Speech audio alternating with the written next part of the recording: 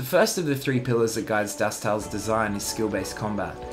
The most obvious part of skill-based combat is our combat system itself, which uses free-aimed and timed abilities, moving away from the tab targeting system of traditional MMOs.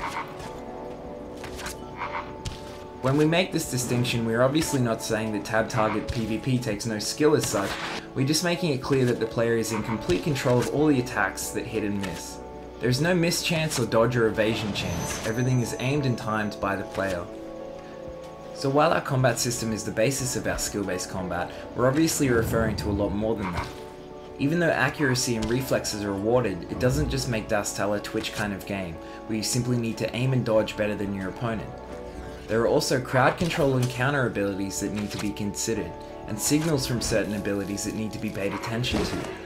If you're just spamming your abilities while your opponent absorbs and reflects your nukes, and stuns you while they heal up, you are likely going to lose regardless of how fast and accurate you are.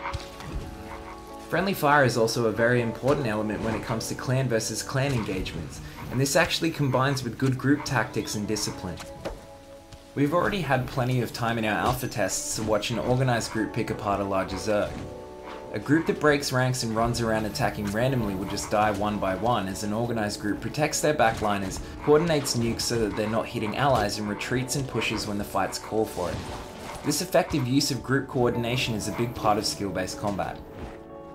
The last thing that ties into skill-based combat is what I would call a combination of world awareness, stealth, and scouting. There are always hotspots in Dusthal where there is currently action happening, and the easiest way to find these areas is to be aware of what is going on around you. What resource spawns are currently active? People are likely there trying to make off with resources. Or even look at the ground itself and follow the footsteps that people have left behind. Or send out scouts to check different areas and report back what they find, then regroup when they find something. When you move around the map, you need to constantly be looking out for footsteps, paying attention to what is happening around the world map, and checking hiding places for ambushes.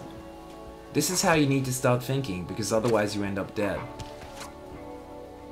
The stealth mechanics and world awareness, I would say, are definitely a significant part of skill-based combat.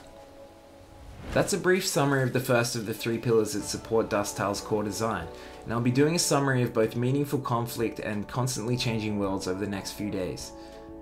Thanks for watching, guys.